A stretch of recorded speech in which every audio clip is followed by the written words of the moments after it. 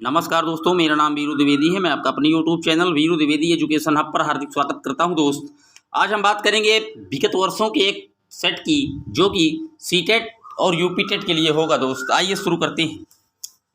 पहला प्रश्न है, पर्यावरण अध्ययन की एक शिक्षिका निम्नलिखित कारणों से अपनी कक्षा का प्रारंभ कुछ मुख्य प्रश्न पूछते हुए करती है। सबसे कम प्राथमिकता वाला कारण कौन सा होगा? यानी कि इन विकल्पों में पूछ रहा है कि जो सबसे कम इफेक्टिव करे वो पूछा जा रहा है। तो जो सबसे कम होगा वो शिक्षार्थी का जो चिंतन है वो सीमित किया जा सकता है, क्योंकि हमें जो थिंकिंग एबिलिटी है बालक की उसको इम्प्रूव करना है, उसको सीमित नहीं करना, संकुचित नहीं करना, उसको विस्तारित करना है। ए ऑप्शन एकदम सही है। बात करते हैं अगले प्रश्न की। किसी क्रियाकलाप के लिए समूह बनाते हुए सामाजिक अध्ययन के शिक्षक को चाहिए कि वो क्या करे? तो बात आई है सामाजिकता की, तो वो चाहे कि सभी प्रतिभागी को सहभागिता और सहयोग सुनिश्चित करे, प्रत्येक बालक को, प्रत्येक बालिका को एक साथ जो है पीयर ग्रुप्स में जो है पढ़ने के लिए मोटिवेट करे, और कोई भी कार्य है, कोई भी मानक, कोई भी प्रोजेक्ट वर्क है तो वो सहभागिता के साथ करने के लिए उनको जो है डेवलप्ड करे। यही सहभागिता शिक्षा जो है इम्प्रूव होगी। बात करते हैं अपने अगले प्रश्न की। प्राथमिक स्तर पर पर्यावरण अध्ययन की पाठ्यपुस्तक में निम्नलिखित में से कौन सी विशेषता नहीं होनी चाहिए? निगेटिव प्रश्न है दोस्त। तो याद रखिएगा कि परिभाषा और अमूर्त अवधारणाओं की किसी भी व्याख्या पर हमारा एनसीएफ जो है बल नहीं देता, रटने पर बल नहीं देता। तो याद रखिएगा कि अमूर्त अवधारणाओं और व्याख्या और परिभाषाएं बिल्कुल गलत है। यही इसका सही ऑप्शन है, डी फॉर डेनमार्क। याद रखिएगा। बात करते हैं अगले प्रश्न की। पर्यावरण अध्ययन शिक्षण के संदर्भ में राष्ट्रीय पाठचर्या की रूपरेखा एनसीएफ 2005 निम्नलिखित में से किसे प्रस्तावित नहीं करती? तो अभी बता चुका हूं, तकनीकी शब्दावली से परिचित कराना जो है एनसीएफ के खिलाफ है, इसीलिए डी फॉर डेनमार्क इसका भी एकदम सही आंसर है।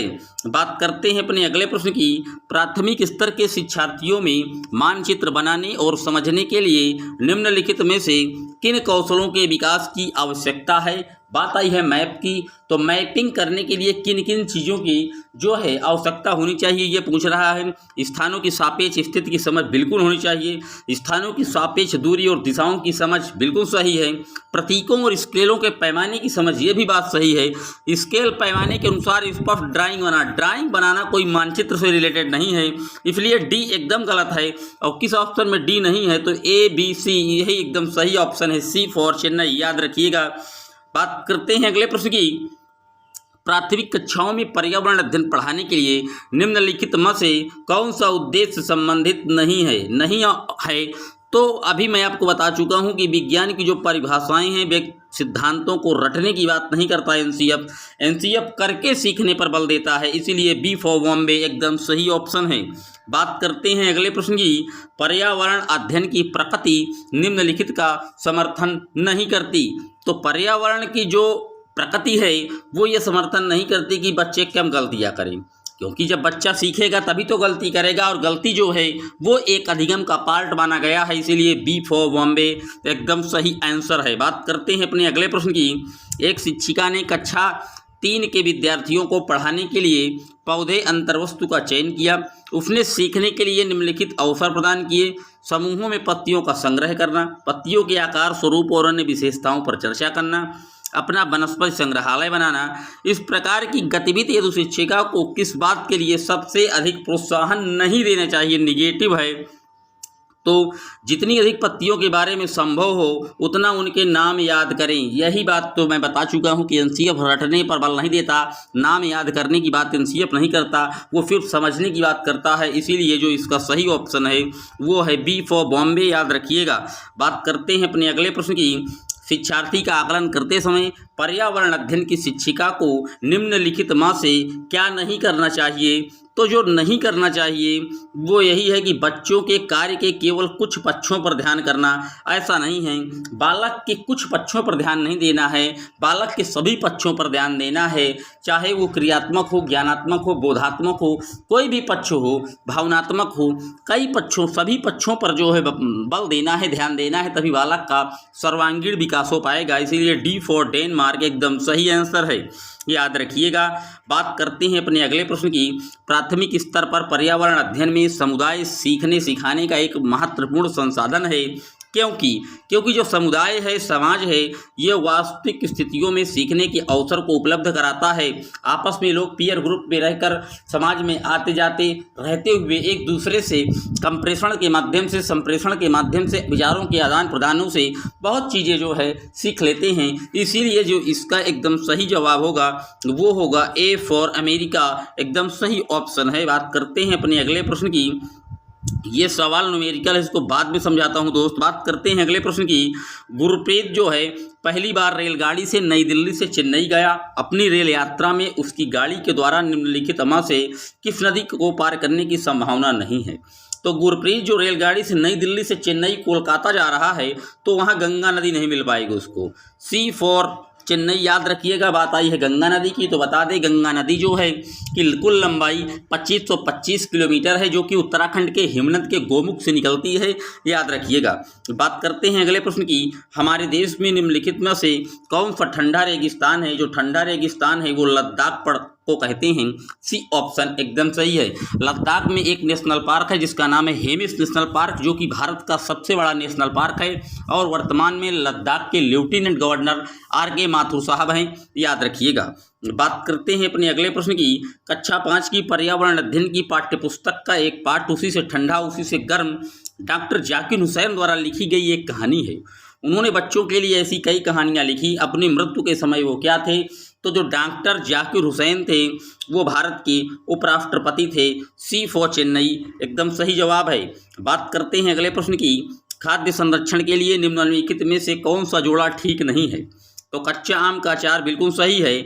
आलू के चिप्स भी हम बना सकते हैं, सेब का जैम भी बना सकते हैं, लेकिन दूध की पनीर हम काफ़ी समय के लिए जो है इसको रख कर रिजर्व करके इसे हम लंबे टाइम तक नहीं रख सकते।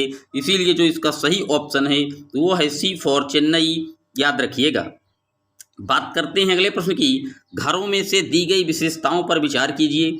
निचली मंजिल में कोई खिड़की नहीं, पेड़ के तनों की लकड़ी से बने ढालू छतें, पत्थर के खंभों पर जमीन से लगभग 10 से 12 फुट ऊंचाई पर बने घर, पत्थर गारा और चूने से बनी मोटी दीवारें, लकड़ी के फर्श।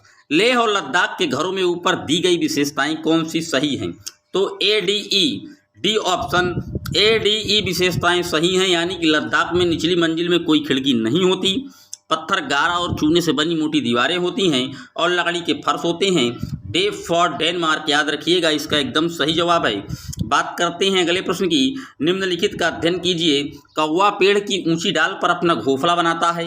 इस घोंसले को बनाने में कई प्रकार की चीज़ें, यहाँ तक कि लकड़ी की शाखाएं और लोहे के तार भी होते हैं। एक चालाक पक्षी भी है जो अपना घोंसला नहीं बनाता और कौवे के घोंसले में अंडा दे देता है। बेचारा कौवा अपने अंडों के साथ इन अंडों को सेता है। ये पक्षी कौन सा है? तो ये जो चतुर पक्षी है ये है कोयल, याद रखिएगा। कोयल अपना कभी कोई घोंसला नहीं बनाती, ये सिर्फ कौवे के बनाए हुए घोंसले पर अपना बच्चा अंडा दे देती है और कौवा उसे अपना समझकर सेता पालता रहता है। डी फॉर डेनमार्क एकदम सही जवाब है। बढ़ते हैं अगले प्रश्न की ओर। निम्नलिखित में से कौन सा बीज नहीं है? तो साबूदाना कोई बीज नहीं है। D for Denmark. अब बात आई है साबूदाना की, तो बता दें कि साबूदाना जो है वो साइकस पौधे के स्टेम यानी तनी से एक मंड से तैयार किया जाता है, याद रखिएगा। बात करते हैं अगले प्रश्न की। रेहाना अपने परिवार के साथ केरल जाती है, वहाँ उसे ऊंचे वृक्ष दिखाई देते हैं। उसके ग्रहण अगर शिमला के ऊंचे वृक्षों से भिन्न हैं तो केरल में कौन से वृक्ष देखे हैं? तो जो रेहाना है वो केरल में जो है वो ऊंचे ऊंचे नारियल के वृक्ष देखे हैं, याद रखिएगा। बात आई है केरल की, तो बता दें सस्टेनेबल डेवलपमेंट गोल यानी कि सतत विकास सूचकांक में केरल अभी टॉप पर बना हुआ है और केरल के मुख्यमंत्री पिनराई विजयन है, याद रखिएगा। केरल में ही शांत घाटी और पेरियार वन्यजीव अभ्यारण्य भी विराजमान है। बात करते हैं अगले प्रश्न की। बच्चे के द्वारा सब्जी बाजार से इकट्ठा की गई निम्नलिखित सामग्री में उन्हें पहुंचाई जिनके भीतर बीज होते हैं।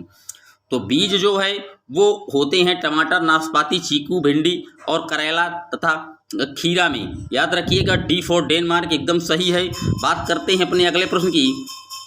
नीता आंध्र प्रदेश जाती है और 2 साड़ियाँ खरीदती है जो खास तौर पर वही बनाई जाती हैं, वो क्या कहलाती हैं? तो नीता जो आंध्र प्रदेश से खरीद रही है वो पोचमपल्ली और कलमकारी साड़ियाँ खरीद रही है। बी ऑप्शन एकदम सही है। बात आई है आंध्र प्रदेश की, तो बता दें कि आंध्र प्रदेश भाषा के आधार पर गठित होने वाला पहला राज्य है। 1953 में आंध्र प्रदेश ने भाषा के आधार पर गठित होने वाला राज्य बना था। आंध्र प्रदेश के जो मुख्यमंत्री हैं वो वाईएस जगनमोहन रेड्डी हैं, याद रखिएगा। बात करते हैं अगले प्रश्न की, निम्नलिखित में से कौन सी बीमारी रुके या इकट्ठा हुए पानी से हो सकती है? तो जो मलेरिया रोग है ये रुके हुए पानी या इकट्ठा हुए पानी से होती है, याद रखिएगा, जो कि मादा एनोफिलीज मच्छर से होती है। बात करते हैं अपने अगले प्रश्न की, निम्नलिखित में से कौन सा जोड़ा ठीक है? तो असम का जो बिहू है ये एकदम सही है। मलेरिया अगर पूछ ले कौन सा रोग है तो याद रखिएगा ये एक प्रोटोजुअन रोग होता है दोस्त, याद रखिएगा। बात करते हैं अगले प्रश्न की, एस्किमो अपने घर इग्लू का निर्माण बर्फ से करते हैं, इसका क्या कारण है? तो जो बर्फ का कारण है वो बर्फ के दीवारों के बीच मौजूद हवा जो है अंदर की गर्मी को बाहर जाने से रोक देती है। सी फॉर चेन्नई एकदम सही जवाब है। ये थे दोस्त आज के कुछ पर्यावरण के विगत वर्षों के यानी कि पिछले वर्षों के पूछे गए प्रश्न आपको कैसे लगे कमेंट बॉक्स में लिखिएगा। अगर वीडियो आपको अच्छा लग रहा है तो ज़्यादा से ज़्यादा वीडियो को सब्सक्राइब, लाइक और शेयर करें। मिलते हैं एक और वीडियो में, तब तक के लिए जय हिंद, जय भारत।